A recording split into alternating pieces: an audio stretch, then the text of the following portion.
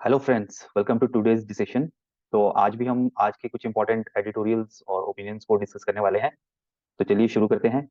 आज का हमारा जो पहला एडिटोरियल कमेंट है, ये द पायनियर न्यूज़पेपर में छपा है और it is about Iran morality police. Iran के जो प्रोसिक्यूटर जनरल है, उन्होंने अनाउंस किया है कि ईरान में मॉरलिटी पुलिस को एबॉलिश कर लिया गया है। लेकिन ईरान की जो थियोक्रेटिक डेमोक्रेटिक गवर्नमेंट है, उसकी तरफ से अभी कोई कंफर्मेशन इस बारे में नहीं आया है। ये जो मोरालिटी पुलिस है, इसकी स्थापना 1990s में हुई थी। इसको गश्त इरशाद कहते हैं। और क्या आप जानते हैं कि ये ईरान में जो मैंडेटरी ड्रेस कोड है विमेन के लिए, उसको एनफोर्स करता है। और ऐसे दूसरे जो रिलीजियस प्रैक्टिसेस है, रिलीजियस कोड्स है, उनको भी एनफोर्स करते हैं। हम देख रहे हैं कि पिछले काफी दिनों से विमेन राइट्स को लेकर ईरान में एक लार्ज स्केल जो है प्रोटेस्ट चल रहे हैं। और ये इस्लामिक रेवोल्यूशन जो 1978 1979 का था, उसके बाद ईरान में पहली बार इतना कोई बड़ा प्रोटेस्ट हो रहा है। तो ये जो वाइड स्प्रेड प्रोटेस्ट ईरान में चल रहे हैं, ये हुआ कुछ यूं था कि जो मोरालिटी पुलिस थी, उसने कस्टडी में एक 22 साल की कुर्दिश ईरानी लड़की को लिया था। उसका नाम महासा अमीनी था। और उन्होंने उसको डिटेन किया था फॉर नॉट वियरिंग प्रॉपरली हर हिजाब। लेकिन उस उनकी कस्टडी में उसकी डेथ हो गई थी। उसके बाद से जो है ईरान में बहुत लार्ज स्केल जो प्रोटेस्ट हुए ह्यूमन राइट्स के लिए, इसमें एनजीओज और सिविल सोसाइटी ने भी बढ़ चढ़कर पार्ट लिया, अपार्ट फ्रॉम वुमेन्स। और ये इतने लार्ज स्केल का प्रोटेस्ट था कि इसका इफेक्ट हमें वर्ल्ड ओवर देखने को मिला। और स्पेशली फीफा वर्ल्ड कप के दौरान जो कतर में हो रहा था, वहां पे हमने देखा कि ईरान की जो टीम थी, उसने नेशनल एंथम भी नहीं गाया। नेशनल एंथम के time the team was silent. जब भी टूर्नामेंट मैच शुरू होता है, उससे पहले हर कंट्री की टीम जो है नेशनल एंथम प्ले करती है और टीम्स को गाती है। लेकिन इस प्रोटेस्ट के समर्थन में फीफा वर्ल्ड कप के दौरान ईरान की टीम ने नेशनल एंथम नहीं गाया था। तो इस इवेंट से हमें अभी जो इसका एबॉलिश करने की बात सामने आई है, तो इससे हमें ये देखने को मिल रहा है कि अब जो है पीपल की वॉइसेस को दबाया नहीं जा सकता। लगातार दबाना संभव नहीं हो गया है। और जो है डिसेंट एक legitimate form of registration of one's protest हो गया है। और अथॉरिटेरियन रिजीम इससे शाय अवे नहीं कर सकते हैं। और ये एडिटोरियल कमेंट कहता है कि ये दुनिया भर के जितने भी टोटलिटेरियन रिजीम्स है, उनके लिए एक लेसन की तरह है। तो इस तरह के एडिटोरियल कमेंट्स से हमें जो है अपने ओपिनियंस फॉर्म करने में हेल्प मिलती है। ठीक है। तो इसलिए जो है ये पढ़ना और इनको समझना जरूरी होता है। तो चलिए अपना दूसरा आर्टिकल देखते हैं। दूसरा आर्टिकल हमने लिया है इकोनॉमिक टाइम्स से। यह है ग्रीन बैकिंग दी ग्रीन एजेंडा। इसको लिखा है जयंत सिन्हा जी ने, जो कि चेयरमैन है parliamentary standing committee on finance के। पार्लियामेंट्री कमेटीज, स्टैंडिंग कमेटीज क्या होती है, उसके बारे में भी हम भविष्य में कभी चर्चा करेंगे, एक कोई वीडियो बनाएंगे। तो इस पर्टिकुलर आर्टिकल में जयंत सिन्हा जी कह रहे हैं कि COP27 में जो एक लॉस एंड डैमेज फंड बनाने की जो कंसेंसस बना है, उसके उसके द्वारा जो है ट्रिलियंस ऑफ डॉलर्स का फ्लो हमें देखने को मिलेगा डेवलप्ड कंट्रीज से जो है डेवलपिंग इकोनॉमीज की तरफ, to help them attain net zero target. और G7 और G20 जैसे ग्रुप्स भी ऑलरेडी ऐसी इनोवेटिव फाइनेंशियल पैकेजेस बना रहे हैं, जिसे जो है फाइनेंस को मोबिलाइज किया जा सके क्लाइमेट और ग्रीन प्रोजेक्ट्स के लिए। और इंडिया इससे बहुत बेनिफिट ले सकता है। और यदि ये फाइनेंसेस, इस तरह के फाइनेंसेस फ्लो करते हैं इंडिया की तरफ, तो it will help us create millions of jobs. और ये जो हमारे जीडीपी को भी बूस्ट करेगा। हम जानते हैं कि इंडिया जो है थर्ड लार्जेस्ट एमिटर है यूएस और चाइना के बाद। लेकिन हम अपनी एमिशन इंटेंसिटी को लगातार घटा रहे हैं। एमिशन इंटेंसिटी होती है कि कितना per unit of GDP emission हो रहा है।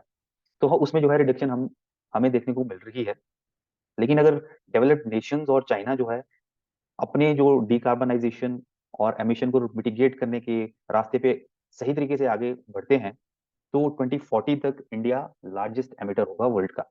और इसका ये कॉन्सिक्वेंसेज होंगे कि हमारी जो इंडस्ट्री है वो नॉन कॉम्पिटेटिव हो जाएगी, और फॉसिल फ्यूल्स के इंपोर्ट का बर्डन बढ़ जाएगा, और एयर पॉल्यूशन और टॉक्सिक लेवल तक पहुंच जाएगा। इट विल बी चोकिंग अस। तो हमें ये बड़े सीरियसली नेट जीरो का जो टारगेट है 2060 2070 का, उसको सीरियसली परसू करना होगा।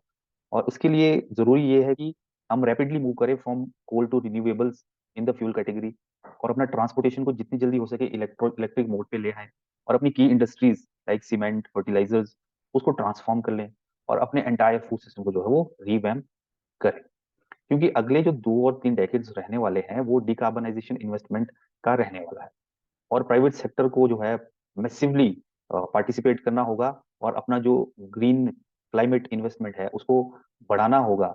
और ये आर्टिकल कह रहा है कि it is required an addition of 50 to 100 billion US dollar per year.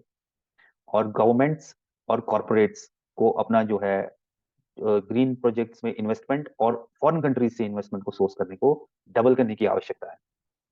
तो इतने बड़े स्केल पे ले जाने के लिए इस इन्वेस्टमेंट को इंटरनेशनल फाइनेंशियल इंस्टीट्यूशंस जो है वो एक बहुत बड़ा रोल प्ले करने वाले हैं अपने वेरियस जो भी फाइनेंशियल इंस्ट्रूमेंट्स होते हैं। ठीक है।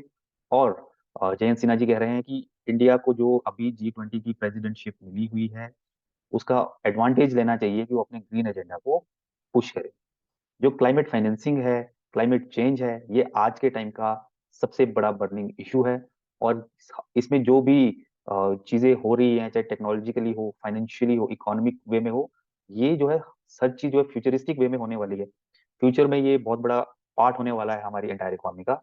सो इसके बारे में हमें जितना ज्यादा पढ़ने को मिले, जितना हम इसके बारे में समझ सके, वो हमें हेल्प करेगा। Not just in examination point of view, but to be aware citizen. तो हमें इस तरह के जो आर्टिकल्स है, इस तरह के एडिटोरियल कमेंट है, वो पढ़ते और समझते रहने चाहिए। और इसी तरह से जो हमारा अगला आर्टिकल है, ये द स्टेट्समैन से लिया गया है। तो ये मैं ये कहना चाहूंगा कि एग्जामिनेशन पॉइंट ऑफ व्यू से शायद इतना इंपॉर्टेंट नहीं है, लेकिन ये एक बहुत ही अच्छा जो है सोशियोलॉजिकल या स्टडी ऑफ सोसाइटी के पॉइंट ऑफ व्यू से एक अच्छा आर्टिकल आया हुआ है। इसको लिखा है परिमल ब्रह्मा जी ने, जो कि farmer deputy controller and auditor general रहे हैं, डिप्टी कैग रहे हैं, और जो है आरबीआई के फॉर्मर ऑम्बड्समैन भी रहे हैं, और इन्होंने काफी सारी बुक्स ऑथर की हुई है। तो it is title the public enemy. तो यहाँ पे राइटर कह रहे हैं कि हेनरिक जॉन इब्सन नाम के एक सेलिब्रेटेड नॉर्वेजियन प्ले राइट और थिएटर डायरेक्टर रहे हैं, जिन्होंने एक प्ले लिखा था an enemy of the people in 1882। तो जो ये इब्सन साहब है, इनको फादर ऑफ मॉडर्न ड्रामा और फादर ऑफ रियलिज्म भी कहते हैं। और फर्स्ट टाइम इन्होंने इन्होंने ही an enemy of the people में एक पॉलिटिकल मैसेज देने की कोशिश की थी। और इन्होंने इस ही highlighted the dangers of the unholy bureaucrat politician nexus, जो करप्शन को शील्ड करता है और जो है अनफेयर विक्टिमाइजेशन होता है विसल ब्लोअर का, जो एक्सपोज करते हैं इस तरह के जो करप्शन नेक्सस को और करप्शन को जो वो करते हैं। और इंडिया के लेजेंडरी फिल्म मेकर रहे हैं सत्यजीत रे साहब। उन्होंने बंगाली में गण शत्रु नाम की एक मूवी बनाई है, जो कि इस प्ले से इंस्पायर्ड रही है। ये आज की डेट में इसलिए सिग्निफिकेंट हो जाता है क्योंकि मेजोरिटी ऑफ द कंट्रीज जो वर्ल्ड में है, they are badly suffering from deep rooted corruption and related crimes. और विसल ब्लोअर्स को हम आज भी देख रहे हैं कि जो ऐसे सीरियस करप्शन को उजागर करते हैं, they are still being victimised, और अथॉरिटीज की तरफ से उन्हें कोई प्रॉपर रियल प्रोटेक्शन नहीं मिलता है। तो ये आर्टिकल एक क्वेश्चन रेज करता है कि who are the public enemies and how to identify them. तो इन्होंने ब्रॉडली दो कैटेगरीज बताई है पब्लिक एनिमी की। One is blue collar criminals, जिनको जो विजिबल एनिमीज है नॉर्मली, और ऐसे देखा गया है कि ये वर्किंग क्लास से संबंध रखते हैं, लोअर स्टेट ऑफ सोसाइटी से आते हैं। इसमें mostly murderers, rapists, thieves, robbers, gangsters, extortionist, anti socials, drug peddler और टेररिस्ट आते हैं। और जो दूसरे टाइप की कैटेगरीज है, वो व्हाइट क्रिमिनल्स है, और उनको हम इनविजिबल एनिमीज भी कह सकते हैं। ये normally high levels of society से आते हैं, हायर पोजीशन पे आते हैं, और क्राइम कमिट करते हैं, like bribery, fraud, manipulation of financial statements, tax evasion, money laundering, insider trading, cyber crime, और इस तरह के जो है क्राइम्स ही कमिट करते हैं। और ये आर्टिकल फर्दर कहता है कि इंडिया जैसी कंट्री के लिए व्हाइट कॉलर क्राइम जो है, व्हाइट कॉलर करप्शन जो है, वो बहुत बड़ा चैलेंज है, बहुत बड़ा प्रॉब्लम है, क्योंकि इट कि ये वाइटल्स ऑफ नेशन को खा जाता है। और ये जो व्हाइट कॉलर क्राइम्स के जो परपेट्रेटर्स हैं, इनको आइडेंटिफाई करना और इनको पनिश करना जो है एक बहुत ही टीडियस टास्क होता है। और करप्शन ऐसे स्टेट, ऐसी जगहों पे जो है टॉप लेवल से ग्रास रूट लेवल की तरफ फ्लो करता है। और आयरनी ये देखने को हमें आती है, और ये सुनने में भी आता है कि लोअर लेवल पे जो लोग हैं उनको तो पनिश किया जाता है, they got get caught if they indulge in corruption. लेकिन जो बिग टिकट करप्शन के परपेट्रेटर्स है, वो इजीली एस्केप कर जाते हैं, क्योंकि लिबरल डेमोक्रेसी का लीगल सिस्टम जो है, it is highly skewed in favour of the rich. 2021 का ट्रांसपेरेंसी इंटरनेशनल का जो करप्शन परसेप्शन इंडेक्स है, उसमें इंडिया को 85th रैंक पे रखा गया है आउट ऑफ 180 कंट्रीज। और ये इसको जो है इंडिया को हाईली करप्ट कंट्रीज की कैटेगरीज में रखा गया है इसमें। इंडिपेंडेंस के बाद कंट्री ने 262 मेजर फाइनेंशियल स्कैम्स देखे हैं, जिसमें मिलियंस ऑफ डॉलर्स इन्वॉल्व था।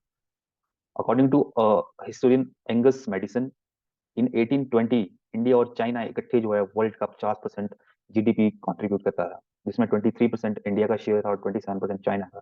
लेकिन 1947 में इंडिया को पुअरेस्ट कंट्रीज के रूप में रिड्यूस किया गया ब्रिटिशर्स के द्वारा।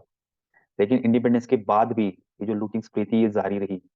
ब्रिटिश तो हट गए थे, लेकिन हमारे अपने नेता और अपने बिजनेस पीपल इन्वॉल्व रहे ऐसे बिग करप्शंस में और इस तरह के क्राइम्स में। इंडिया का जो गवर्नेंस सिस्टम है वो बहुत ही एक मेमथ एडमिनिस्ट्रेटिव स्ट्रक्चर है। इसको हम 6 लेवल्स में जो है वो कैटेगराइज कर सकते हैं। पहला है सेंट्रल लेवल, जिसमें यूनियन गवर्नमेंट है। नेक्स्ट है स्टेट लेवल, जिसमें 28 स्टेट्स और 8 यूनियन टेरिटरीज आती है। फिर स्टेट्यूटरी एंड ऑटोनोमस बॉडीज और इंस्टीट्यूशंस है, 563 सेंट्रल है और 600 से ज्यादा स्टेट्स के हैं। फिर पब्लिक एंटरप्राइजेज आते हैं, जो सेंट्रल 365 है, स्टेट के 1173 है, और जो कि 16 स्टेट्स में इतने हमारे पब्लिक एंटरप्राइजेज है। लोकल सेल्फ गवर्नमेंट है, जिसमें urban bodies, municipalities, municipal corporation है। ये 2011 की सेंसस के अकॉर्डिंग इंडिया में टोटल 4041 है। फिर आता है पंचायती राज लेवल, जिसमें 2,53,263 विलेज पंचायत है, 6,614 पंचायत समितिज एंड 630 जिला परिषद है, और 13,776 ट्रेडिशनल लोकल बॉडीज है। तो हम देख रहे हैं कि इतना लार्ज स्केल, इतना मेहमत एडमिनिस्ट्रेटिव सिस्टम है इंडिया का। और इंडिया में जो पब्लिक सर्वेंट्स की स्ट्रेंथ है वो अराउंड 46 मिलियन है। ये शायद जो है वर्ल्ड का लार्जेस्ट वर्क फोर्स है चाइना के बाद। और गवर्नमेंट सेक्टर में हम देख रहे हैं कि इतना लार्ज स्केल पब्लिक सर्वेंट का जो है वो नंबर है, लेकिन जो मेजर डिसीजन मेकिंग फंक्शंस है वो केवल ग्रुप ए ऑफिसर्स के पास रहता है, जो कि मात्र 3% है दिस एंटायर गवर्नमेंट एम्प्लॉय का। तो ये जो आर्टिकल है ये 2 पार्ट में छपने वाला है। आज इसका फर्स्ट पार्ट था, कल हम इसका सेकंड पार्ट देखेंगे।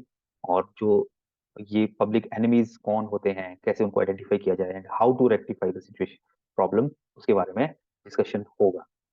सो keep reading, keep thinking and keep going.